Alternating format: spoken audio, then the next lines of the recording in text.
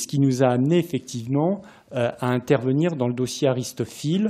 Pourquoi? Parce que nous avons des clients qui sont déjà victimes d'affaires semblables dont je vous parlais et qui nous ont bien sûr consultés dès le mois de septembre 2014 parce qu'ils rencontraient déjà à l'époque des problèmes dans le respect de ces engagements par Aristophil en termes de paiement des rendements que M. l'héritier appelle plus-value, ça on en parlera tout à l'heure, et il souhaitait déjà à ce stade nous voir intervenir. La suite de l'histoire, vous la connaissez, c'est cette perquisition qui a été opérée par la brigade financière le 16 novembre, le blocage des comptes. Ces opérations de la brigade financière résultaient du dépôt d'un rapport par la DGCCRF qui pointait une activité frauduleuse de la part d'Aristophil et qui ont abouti aux mises en examen qui sont intervenues le 5 mars dernier à l'égard de M. l'héritier et de sa fille, mais il y a aussi d'autres acteurs, notamment un libraire dont on parlera tout à l'heure, puis à la faillite de cette entreprise, puisque vous le savez également, Aristophil a procédé à une déclaration de cessation des paiements. Ça, c'est le terme technique pour désigner une faillite. Elle est aujourd'hui en redressement judiciaire. Donc ça aussi, c'est un terme un petit peu technique. Je vais vous expliquer de quoi il s'agit.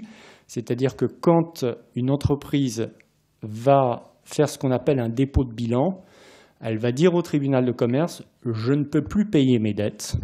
Donc, je le déclare et je vous demande de m'exonérer du paiement de ces dettes, le temps de faire le point sur ma situation et de voir si je peux espérer avoir un redressement avec un délai qui me sera accordé pour apurer mon passif, pour payer mes dettes par le tribunal, ou si je ne peux pas faire ce redressement, une liquidation, c'est-à-dire qu'on arrête tout, on prend les biens de la société qui est en faillite, on les vend et on répartit tant bien que mal ce qui reste au profit des créanciers. Il y a deux catégories de créanciers, on y reviendra tout à l'heure. Il y a ce qu'on appelle les créanciers privilégiés, c'est-à-dire en général l'État pour le non-paiement des impôts.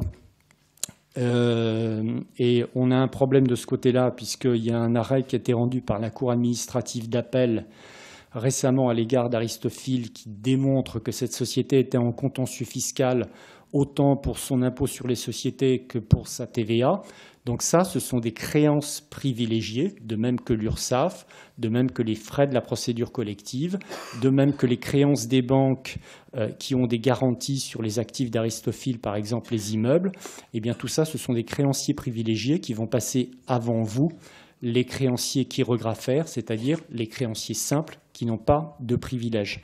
Donc cette répartition en fonction de la vente des actifs d'Aristophil, si on aboutit à une liquidation, elle se fera avec ce qui restera une fois que les créanciers privilégiés auront été payés et une fois que les actifs auront été liquidés, ce qui pose la question de la valeur réelle des manuscrits dont on sait, et c'est l'opinion de la DGCCRF, mais bien sûr la justice aura à se prononcer, que les 10 manuscrits ont été manifestement surévalués et que pour deux raisons, d'abord à cause de cette revalorisation, ensuite à cause de l'effet psychologique du flux brutal qui va être déclenché par l'arrivée de ces manuscrits sur le marché, alors que justement M. Gérard l'héritier avait fait en sorte de verrouiller le marché et d'empêcher la confrontation des clients au marché pour que ceux-ci connaissent la réalité des prix, eh bien cette arrivée brutale des manuscrits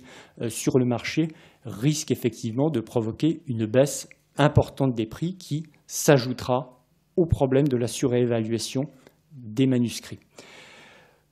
La méthode de commercialisation d'Aristophil, vous la connaissez. Je vais la schématiser pour que vous puissiez comprendre ensuite les solutions que notre cabinet va apporter pour essayer de réparer votre préjudice, c'est-à-dire les pertes que vous avez subies. Le mécanisme, c'était de commercialiser des manuscrits sous forme de collection soit en pleine propriété dans le cadre de contrats qui étaient appelés Amadeus, soit dans le cadre d'indivision, dans le cadre de contrats qui étaient appelés Coralis. Le discours commercial tenu par Aristophile, monsieur l'héritier, vous le connaissez aussi, c'était « j'ai un fonds de manuscrits qui va entre 130 000 et 180 000 pièces, je le commercialise en assemblant ces différents manuscrits, en créant des collections, par exemple les lettres de Napoléon, les écrits de Gustave Flaubert, les lettres d'Émile Zola à sa femme. Je vais ainsi réunir des manuscrits par thème, et avec ces thèmes, je crée de la valeur ajoutée, je crée une plus-value qui fait que la valeur globale de la collection est plus importante que l'addition des valeurs individuelles des manuscrits. Le problème, ce qui a été pointé par la DGCCRF et ce qui sera examiné par la justice, c'est que les présentations de valeurs qui ont été faites au moment où vous avez signé ces conventions et les progressions futures qui étaient présentées également au moment de la commercialisation des conventions et qui ont déterminé votre consentement. Si vous avez accepté de les signer, c'est à cause de ce rendement qui vous a été annoncé de 8%, et c'est parce qu'on insistait sur un investissement réel, c'est-à-dire quelque chose de tangible, à savoir des manuscrits, des pièces historiques qui avaient une valeur indéniable, et on vous disait deux choses. La première, c'est que cette valeur ne bougera jamais, donc vous avez une parfaite sécurité sur votre investissement. Et la deuxième, c'est que le taux de rendement, qui globalement était entre 8 et 9% par an, était tout aussi garanti sur une période de 5 ans, pendant laquelle vous aviez confié votre manuscrit à Aristophile, qui était censé le gérer, le valoriser, notamment par la diffusion de produits annexes, par l'allocation à des musées, par différents procédés. Et c'est cette exploitation commerciale de la collection qui était censée effectivement vous permettre ce rendement qui était présenté non pas sous ce terme rendement, mais comme des plus-values annuelles. On y reviendra tout à l'heure. Monsieur l'héritier insistait beaucoup sur ce terme parce qu'il expliquait que donc chaque année, il créait de la valeur avec ses collections. Le problème, il a été pointé par la DGCCRF, c'est que les prix étaient totalement surévalués. On va dans des ratios qui vont de 2 à plus de 10 fois la valeur réelle de marché. C'est ce qui a été pointé par la DGCCRF et c'est ce qui sera vérifié, évidemment, par la justice. Mais aujourd'hui, on a indéniablement un soupçon très fort quant à la question de la valorisation qui vous a été présentée, alors que justement, votre démarche, c'était de n'avoir strictement aucun risque sur l'investissement, parce que c'était un produit réel, une pièce historique, donc sur sa valorisation et sur l'évolution de sa valeur au fil du temps. Pourquoi cette démarche? Parce que la question nous est souvent posée. La réponse, elle est d'une recherche tout à fait légitime de sécurité par rapport à une défiance des épargnants en général vis-à-vis du système financier, notamment en raison de la crise de 2008, notamment en raison de la technicité croissante de tous les produits financiers, de leur complexité, de leur difficulté d'appréhension, ce qui fait que les épargnants ont naturellement cherché ce qu'on appelle des investissements réels. Et ça n'est pas par hasard si dans les commercialisations des produits Aristophile qui ont été faites principalement par les sociétés de courtage intermédiaire Finestime et Arcourtage, commercialisaient également de l'immobilier. Il y avait une appétence, un souhait de la part des épargnants de se retrouver sur du réel, sur des produits qui étaient sûrs. Et ça démontre bien la gravité de la fraude qui a été pointée par la DGCCRF, c'est-à-dire que d'emblée, les produits étaient surévalués par rapport à une valeur de marché qu'évidemment Aristophile connaissait parfaitement puisqu'elle maîtrisait tout à fait cette valeur de marché, et les rendements l'étaient d'autant plus puisque d'une part, les ratios de rendement 8% par an, 40% sur 5 ans étaient tout à fait déconnectés du marché, mais que par ailleurs Aristophile ne pouvait pas ignorer que les valeurs de départ étaient fausses également. C'est là où il y a tromperie manifeste. Par ailleurs, on assiste à une fuite en avant qui consiste à prétendre vis-à-vis des clients qu'on est sans arrêt à créer de la valeur ajoutée en commercialisant de nouvelles collections, sans dire qu'il y a les mêmes produits très fréquemment dans les nouvelles collections. On y reviendra tout à l'heure, on parlera des détails, parce que une même pièce pouvait être commercialisée, par exemple, en 2003 dans une collection, valorisée par exemple avec des parts d'indivision à 7 000 €. Avec les 40% de rendement à l'issue des 5 ans, on était par exemple à 10 000 € environ. Et la même pièce allait se retrouver en 2008 dans une autre collection. Cette fois, les dites parts seront commercialisées aux environs de 14 000 €, donc avec une plus-value très très forte. Mais il s'agit en réalité des mêmes pièces. Et le système donc consistait à vendre les mêmes pièces avant de racheter les anciennes, sachant que les investisseurs à 80% réinvestissaient quand ils arrivaient au bout de la période de 5 ans, et ainsi à entretenir cette fuite en avant qui consistait à commercialiser les mêmes pièces au travers de différentes collections à l'échéance des délais de 5 ans qui étaient annoncés aux clients. Donc on viendra tout à l'heure dans le détail de la composition des collections et dans la question effectivement de la valorisation et des taux de rendement qui étaient annoncés. Ce qu'il faut savoir, c'est qu'on a un problème d'évaluation, on a un problème de rendement, on a un problème d'authenticité. Vous avez entendu parler de la polémique à propos des écrits du général de Gaulle et de la préemption par l'État. On a un problème aussi de détention matérielle, c'est-à-dire que nous avons la preuve dans nos dossiers que certaines pièces qui ont été commercialisées ont été revendues peu de temps après par Aristophil, donc auraient disparu. Ça, c'est un débat qu'on aura aussi par la suite. On rentrera tout à l'heure dans les détails. Il faut savoir que les mandataires de justice, donc d'une part Maître Philippot, qui est administrateur judiciaire, d'autre part, Maître Leloup Thomas de la société MJA, qui est mandataire, c'est-à-dire qu'elle représente les créanciers, c'est entre ses mains que vous allez déclarer la créance, sont en train d'analyser les actifs d'Aristophil et de se poser effectivement la question de savoir ce qu'ils vont retrouver ou pas retrouver, ce que ça vaut ou ce que ça ne vaut pas, et si effectivement il y a lieu de considérer que les surévaluations et les disparitions d'actifs sont manifestes. Donc on le saura plus tard. Ces vérifications, enquêtes, expertises qui sont diligentées par les mandataires de justice dans le cadre de la faillite vont donner assez rapidement des résultats parce que dans le cadre de la faillite d'Aristophil, le tribunal de commerce fixe une période d'observation, je vous l'ai dit, elle peut être de 2 mois ou de 6 mois, et pendant cette période d'observation, va regarder si la société est viable ou non, et à l'issue de cette période d'observation, va décider soit de sa liquidation, c'est-à-dire on vend les actifs, tout ce qu'il y a dans la société, et on répartit au profit des créanciers ce qui reste, privilégié d'abord chirographaire, c'est-à-dire vous ensuite, soit on donne ce qu'on appelle un plan de continuation à la société qui va essayer, dans le temps, en général c'est une période de 5 à 10 ans, d'apurer son passif avec ce plan de continuation. En l'occurrence, la période d'observation a été fixée sur un délai assez court par le tribunal de commerce, c'est-à-dire à 2 mois. 2 mois, ça veut dire déjà quelque chose, alors que pour une société de cette importance, ça aurait pu être 6 mois. Ça veut dire que le tribunal de commerce a des doutes sur la question de savoir si effectivement Aristophil est viable.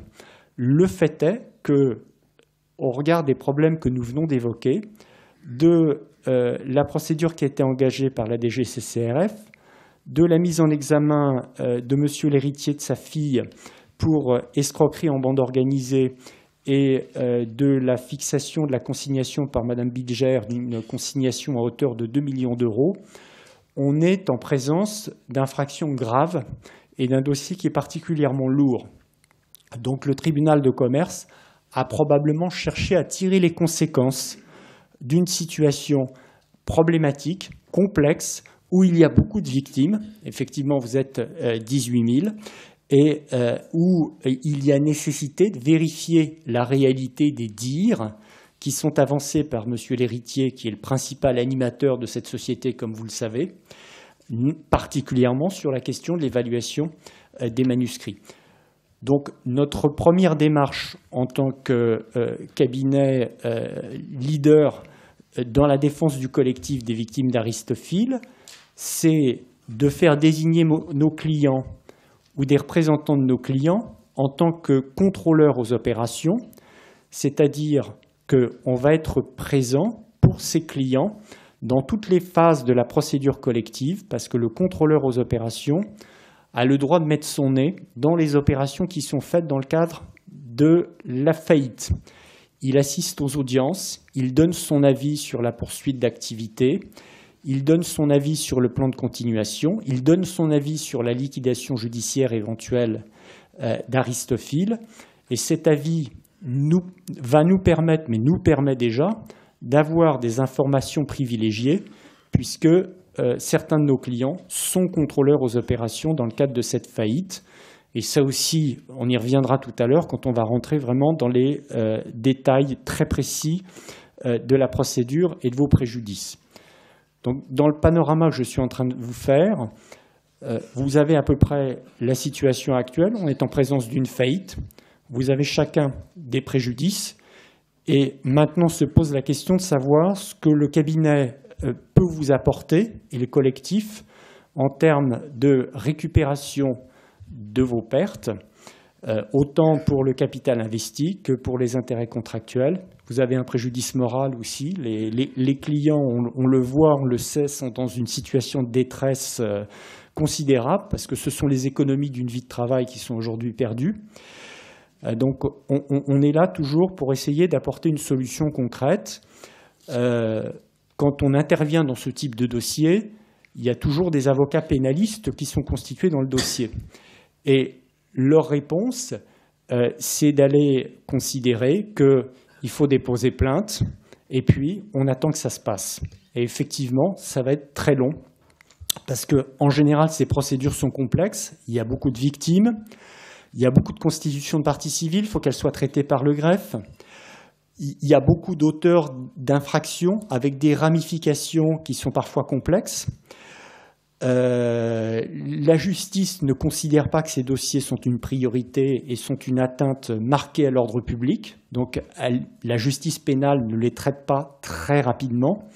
Donc ce sont des dossiers qui mettent beaucoup de temps au plan pénal. Donc nous, on va chercher à vous trouver une solution concrète qui permette de récupérer rapidement tout ou partie de vos économies à l'égard d'un tiers qui a une responsabilité. C'est ce que j'expliquais tout à l'heure et c'est ce qu'on fait dans d'autres affaires, initiatives qui ont été payantes. D'abord, c'est validé par la jurisprudence, c'est-à-dire qu'on a des décisions de justice favorables qui considèrent qu'effectivement le banquier a une responsabilité dans ce type d'affaires et peut être condamné à payer aux victimes la totalité de leur préjudice, c'est-à-dire non seulement la perte en capital, mais les intérêts contractuels et les frais de procédure, mais que également il est légitime qu'elle se prononce rapidement et de manière tout à fait indépendante par rapport à la procédure pénale sur ce principe de responsabilité. Donc, bien sûr, on vous défend au pénal. Bien sûr, on vous défend dans la procédure collective, dans la faillite. J'y viendrai tout à l'heure parce qu'il y a deux actions importantes qui sont à faire, qui sont la déclaration de créance et la revendication. On en parlera tout à l'heure parce qu'il y a certains acteurs du dossier aujourd'hui encore qui cherchent à tromper les victimes. Mais le point principal, c'est que, contrairement à la plupart des cabinets qu'on trouve, cabinet d'avocats qu'on trouve dans ce type de dossier quand on intervient, ils se contentent de déposer une plainte pénale et puis ils attendent que ça sorte et en général ça met 10 ans à être jugé. Nous, ce n'est pas du tout notre approche. D'emblée, on va aller chercher une responsabilité sur une poche profonde, c'est-à-dire la banque, les banques. Lesquelles? Les banques d'Aristophile qui ont contribué à la collecte, qui sont devenues le vecteur de la fraude, sans s'assurer effectivement de la parfaite légalité des opérations qu'elle faisait. Les dispositions à article 561.6 et suivants du Code monétaire et financier prévoient effectivement des obligations très fortes à l'égard des banques qui non seulement ne doivent pas être le vecteur d'une fraude, mais sont le dernier rempart, au contraire, de protection des épargnants. Et ces banquiers d'Aristophile, dont on a cité les noms dans la presse, évidemment, la justice se prononcera, mais on a parlé du CIC, de la Société Générale, de Palatine, on a aussi la Banque Générale au Luxembourg et le Crédit Coopératif. Eh bien, elles ont contribué à la fraude au lieu de protéger l'épargne, parce qu'elles ont accepté vos règlements sans se soucier de la légalité des opérations, de l'entretien d'une fuite en avant, donc ce qu'on appelle maintenant une pyramide de Ponzi, qui aboutit à une bulle. Le sort d'une bulle, tout le monde la connaît, c'est d'éclater. Et le jour où effectivement la bulle éclate, eh bien plus personne n'est remboursé. Donc le banquier ne peut pas s'en laver les mains, puisque ces opérations ont été faites dans ses comptes, dans ses livres. Il a une responsabilité directe vis-à-vis de vous. Et la jurisprudence de la Cour de cassation considère effectivement, dans ces cas-là, elle doit rembourser les préjudices si elle a failli à sa mission et si elle est devenue le vecteur de la fraude. Donc pour cette raison-là, on va engager dès le mois d'avril pour nos clients une action en responsabilité, on appelle ça la responsabilité délictuelle, sur le fondement de l'article 1382 du Code civil, à l'égard des banques d'Aristophile qui ont reçu vos chèques, c'est les banques que j'ai citées tout à l'heure, et qui auraient dû, en réalité, les refuser après avoir vérifié scrupuleusement et à tout instant la légalité des activités d'Aristophile. Les clients, certains clients sceptiques nous disent « Bon, d'abord, je vous ai répondu, mais je n'ai pas de lien contractuel avec la banque, pourquoi elle serait condamnée ?» La réponse, c'est que c'est une action délictuelle. Je suis renversé dans la rue par un camion, je n'ai pas de lien contractuel avec le chauffeur du camion, pourtant il me cause un dommage, je peux l'attaquer. Le deuxième aspect des choses, c'est que ce principe de responsabilité, il existe effectivement à partir du moment où vous avez perdu de l'argent et où effectivement cette perte est directement corrélée avec le comportement et les fautes qui ont été commises par la banque. C'est ce qu'on appelle le lien de causalité. Et ça va vous donner la possibilité de lancer cette action, de participer à cette action qui va être lancée directement contre la banque. Alors, je vais y venir, madame. Parce que ce qu'on va faire, c'est qu'on va terminer l'exposé. Mon associée Hélène Ferron-Polony va elle-même vous exposer les solutions qu'on apporte avec notre cabinet. Et après, il y aura on a largement le temps, il y aura une séance de questions-réponses. C'est d'ailleurs ça qui va vous permettre d'aller vraiment au fond des détails et de répondre à toutes vos interrogations. C'est même l'objet de cette réunion. Donc, je vais déjà répondre en partie à la question que vous me posez et qui est pertinente. La meilleure réponse qu'on puisse donner, c'est un exemple concret avec une affaire semblable où on a attaqué effectivement la banque qui avait une responsabilité. Et il y a plusieurs établissements bancaires qui sont intervenus dans ce dossier. Il y en a qui ont bien fait leur travail, qui ont respecté leurs obligations au terme du Code monétaire et financier, donc on ne les attaque pas, bien sûr. Et il y en a qui ont mal fait leur travail, donc qui ont une responsabilité vis-à-vis de nos clients et qu'on attaque. Le meilleur exemple, c'est le dossier Revel.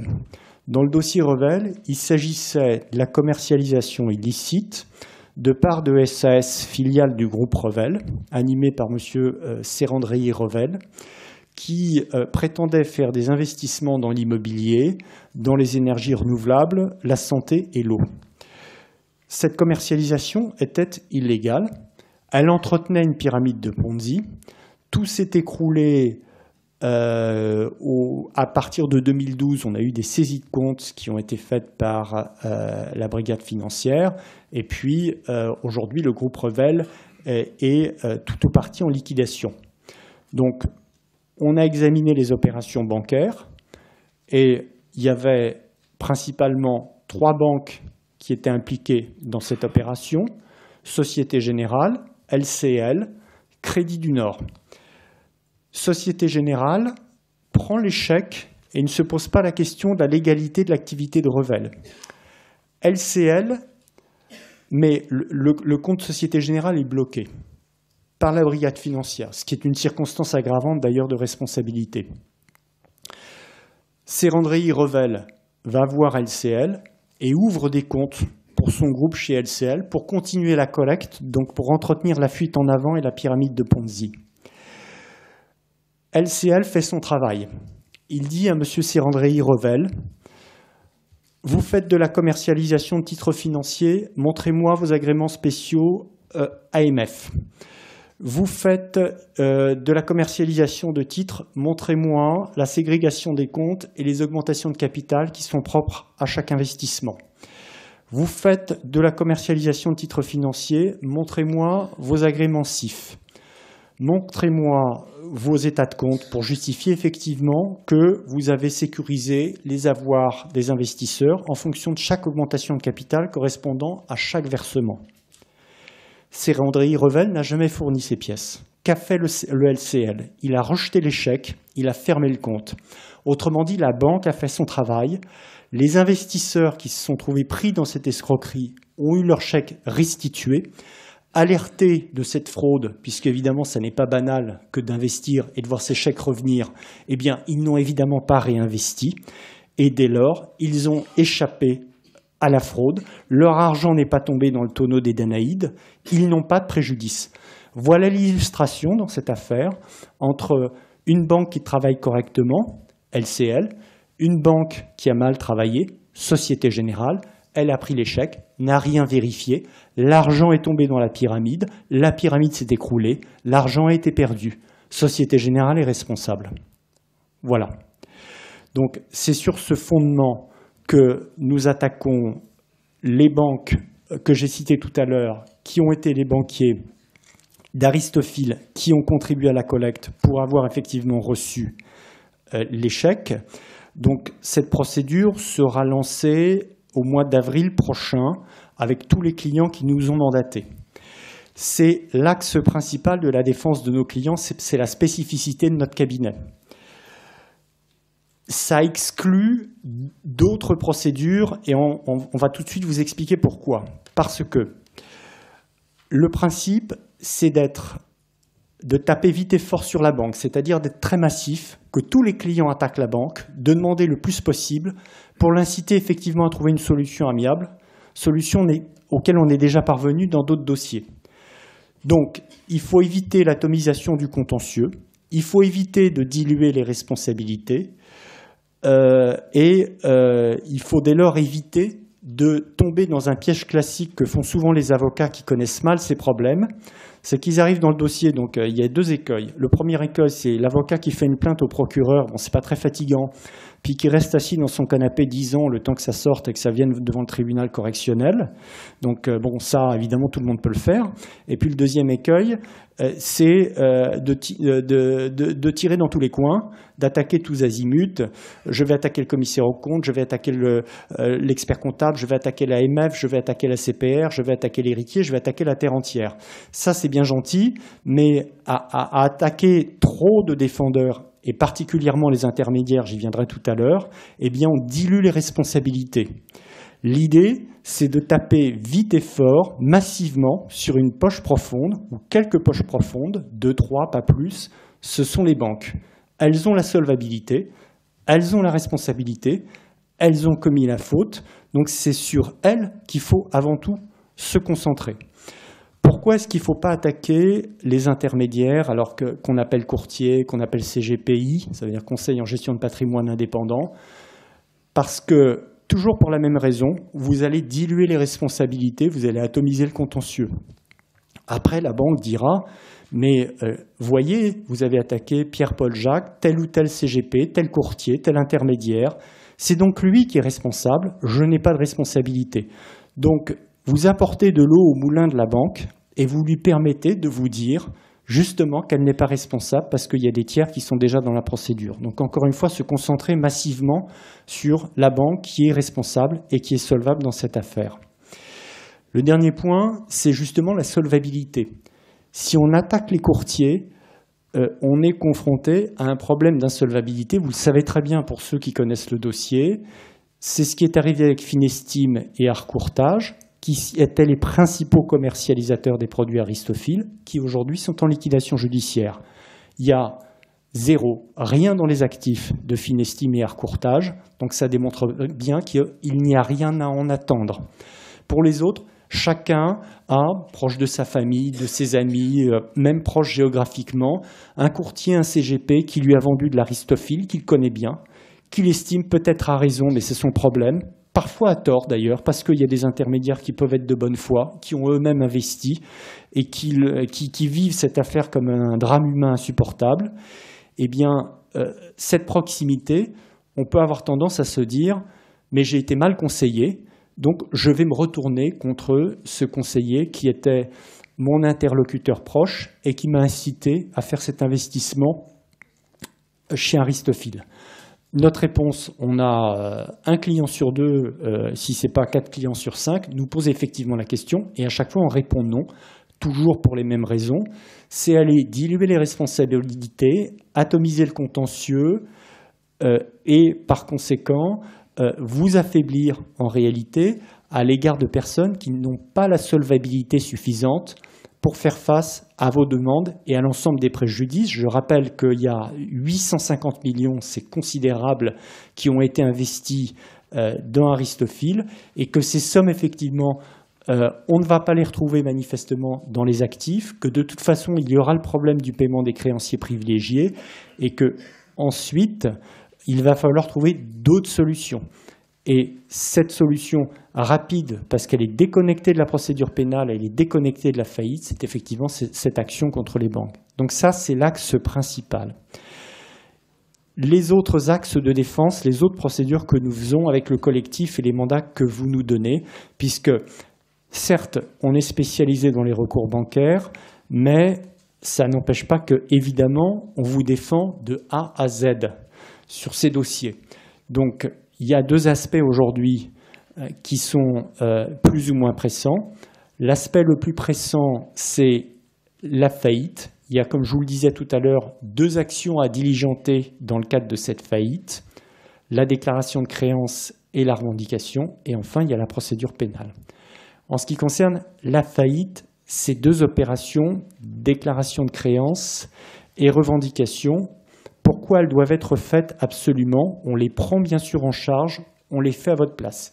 Si vous avez déjà déclaré votre créance, ça n'est pas grave, on l'intègre au dossier.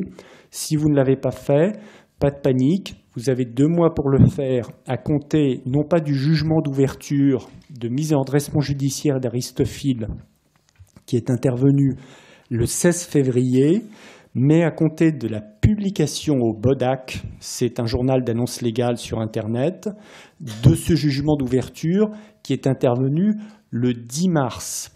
Donc c'est 2 mois pour déclarer sa créance, 10 avril, 10 mai.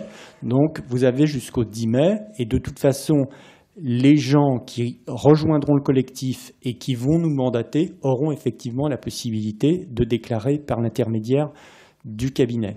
Pourquoi c'est important de déclarer? Pourquoi il ne faut pas écouter les sirènes certaines associations dont on peut se poser la question de leur totale indépendance? Parce que certaines personnes vont vous dire « Ne vous inquiétez de rien, nous allons désigner des administrateurs provisoires pour représenter les indivisions qui vont demander la restitution des collections. » Elles vont vendre les collections. Les administrateurs vont vendre ces collections. Vous allez être payé et tout ira très bien. Seulement, il y a plusieurs problèmes. Le premier problème, c'est que pour que ces administrateurs soient représentatifs, il faut qu'ils soient mandatés par la totalité des victimes et par les représentants à la procédure collective et qu'ils ne soient pas en conflit avec les revendications, j'y reviendrai tout à l'heure, parce que vous êtes en plus propriétaire chacun de vos manuscrits. Donc vous êtes en droit de les réclamer dans le cadre de la procédure collective. Donc ça va poser un problème d'exécution. Ça va poser un problème de valorisation dans le cadre de ces ventes parce qu'on sait que c'est surévalué. Par conséquent, quand ça va être mis sur le marché, non seulement il va y avoir un effet psychologique délétère sur le marché qui fait que ça va se mettre à baisser brutalement, mais par ailleurs, on va constater que les valeurs ne sont pas les bonnes. Donc, quand bien même, effectivement, ces mandataires y arriveraient, ils ne vont pas recouvrer effectivement les bonnes valorisations. Et enfin, surtout dans cette initiative, qu'est-ce qu'on vous dit? On vous dit, eh bien, ne vous inquiétez pas, donc avec ces administrateurs provisoires, vous allez avoir donc des revendications, vous n'avez rien à faire et vous n'avez pas à déclarer vos créances. Et on vous dit, c'est Optia, une association qui diffuse ce message, ne pas tomber dans le piège des déclarations de créances. Le piège, justement, c'est de ne pas déclarer sa créance. Parce que si vous laissez passer le délai de 2 mois, vous n'êtes plus dans la faillite, vous n'existez plus pour les mandataires Baroni et Leloup Thomas de la faillite. Et par conséquent, vous n'avez plus à être indemnisé. Alors qu'on le sait, il y a des actifs immobiliers, il y a des manuscrits, et il y a une trésorerie importante dans les comptes d'Aristophile. Donc, vous donner ce conseil, c'est effectivement irresponsable parce que ça vous invite à renoncer à tout ou partie de votre créance dans le cadre de la procédure. Donc nous vous disons au contraire, et on s'en charge, vous déclarez à 100% votre créance, c'est-à-dire totalité de la perte en capital, totalité des intérêts contractuels, totalité de votre préjudice moral, totalité des frais de procédure, c'est-à-dire la totalité de ce que vous pouvez réclamer au titre d'un passif échu. Donc ça, encore une fois, on le fait, il faut le faire. N'écoutez pas les sirènes mal intentionnées qui vont vous dire « ne le faites pas, on s'occupe de tout ». Je pense qu'on s'occupe de tout, il n'y a pas de problème, vous avez suffisamment entendu, vous avez payé pour voir, si je puis me permettre. Donc là maintenant, il faut arrêter et il faut sauvegarder vos droits. Quand on gère des procédures, on verrouille des portes et on ne rate pas des délais. Donc vous ne pouvez pas rater ce délai de la déclaration de créance. Vous ne pouvez pas non plus rater le délai de la revendication. Ça c'est autre chose. C'est dans les 3 mois de la publication du jugement d'ouverture au BODAC. Donc pour la déclaration de créance, je vous avais dit 10 mai. Là on est au 10 juin. Pour cette fois non pas à l'égard de Maître Leloup Thomas, mais de Maître Philippot, adresser ce qu'on appelle une demande en revendication. Pourquoi? Parce qu'une personne qui est propriétaire de biens qui sont possédés par une société qui a fait faillite et qui est en redressement judiciaire comme Aristophile a le droit, et doit même, je vous dirai après pourquoi, revendiquer l'objet dont il est propriétaire.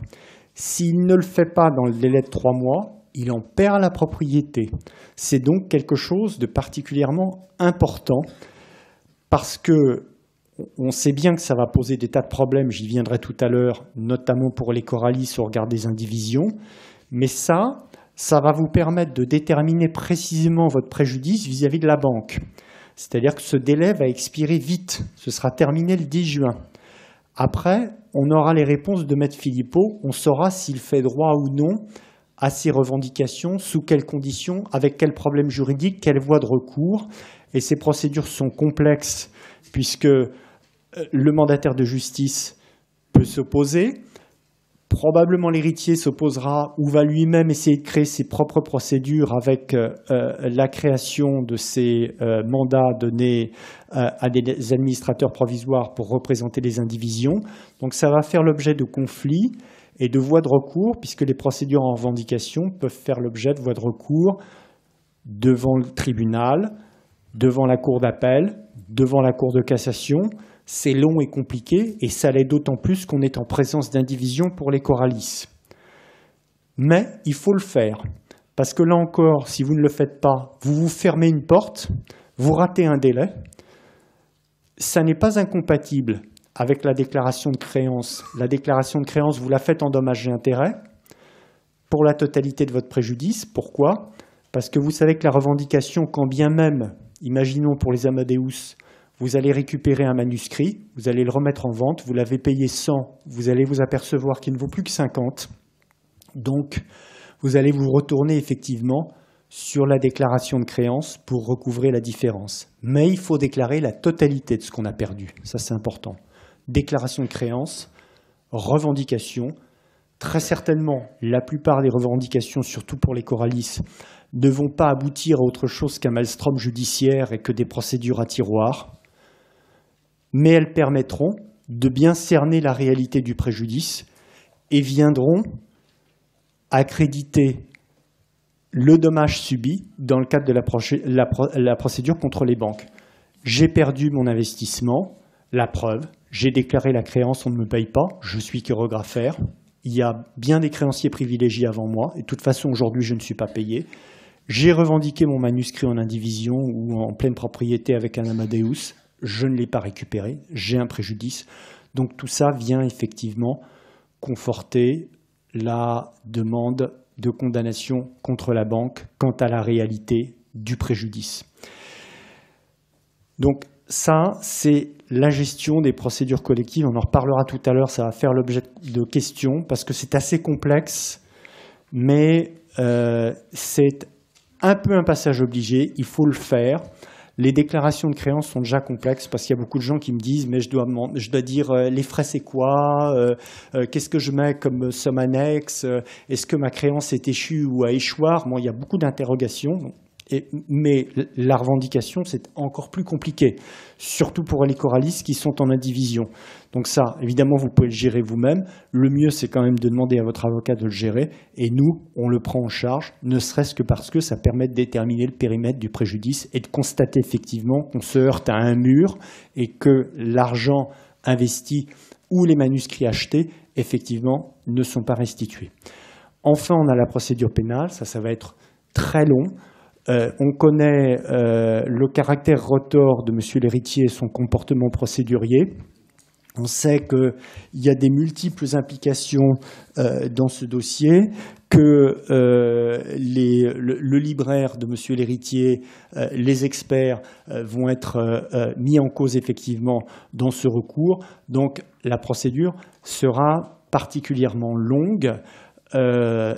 Il faut néanmoins être présent dans cette procédure. Donc, nous sommes bien sûr constitués pour le collectif, c'est-à-dire pour les clients vis-à-vis du juge. Et bien entendu, nous accéderons au dossier pénal dans le cadre de l'instruction. Il y aura certainement beaucoup à apprendre. Et l'expérience montre que le dossier pénal alimente le dossier de responsabilité bancaire parce qu'on s'aperçoit effectivement que il y a des éléments constitutifs de la responsabilité bancaire dans le dossier pénal. Il y a d'autres affaires auxquelles on pense, dans lesquelles le représentant des banques de l'escroc a dit « bah oui, effectivement, c'était pas normal, il y a des flux d'argent qui étaient anormaux, c'est-à-dire que les nouveaux investisseurs venaient payer les intérêts des anciens », ce qui a d'ailleurs été déclaré ouvertement par monsieur l'héritier lors d'une interview à Nice Matin. Effectivement, c'est interrogé sur la légalité des opérations dans les livres de la banque. Et donc, tout ça vient alimenter une responsabilité bancaire, même s'il y a bien sûr un principe du secret de l'instruction. Néanmoins, d'abord, juridiquement, il est possible d'extraire certains procès-verbaux et de les utiliser dans le cadre d'une procédure annexe. Par ailleurs, tout ça vient, même si les pièces ne sont pas directement versées, alimenter un dossier de responsabilité bancaire. Donc il faut bien sûr qu'on soit représenté dans ce dossier pénal et on est présent et vous y êtes, mais il faut bien comprendre que c'est la queue de la comète, que vous allez avoir d'abord déclaration de créance dans le calendrier, la feuille de route des actions à entreprendre, déclaration de créance, revendication, recours contre les banques, voir ce que donnent les déclarations de créance et les recours contre les banques. Puis, dans quelques années, quand l'instruction aura connu son terme et que l'affaire sera renvoyée devant le tribunal correctionnel, ce qui va être très long parce qu'en matière de procédure pénale, les prévenus, les parties civiles ont la possibilité de demander des actes au juge, de s'opposer à certaines opérations, d'en réclamer d'autres. Et ces recours qui très souvent vont devant la chambre de l'instruction sont de nature à ralentir les choses. Il est certain que M. l'héritier utilisera toutes les voies de droit possibles pour se défendre et que ça, bien sûr, ça va être de nature à rendre ce recours, évidemment, cette procédure pénale beaucoup plus longue, mais encore une fois, on sera présent et on va assurer votre défense. Et ça a un intérêt, effectivement, en termes de collecte d'informations, mais c'est quelque chose qu'on utilisera, mais qui sortira effectivement sur le plan judiciaire beaucoup plus tard, c'est-à-dire à l'issue de l'instruction, quand l'affaire sera renvoyée devant le tribunal correctionnel, c'est-à-dire manifestement dans plusieurs années. Donc, j'ai terminé sur ce panorama rapide des problématiques du dossier, de l'activité du cabinet et des solutions qu'on entend apporter à la situation à laquelle vous êtes confrontés. Mon associé Hélène Ferron-Polony va apporter des précisions par rapport à ce que j'ai exposé et après on va examiner les questions que vous avez éventuellement à nous poser.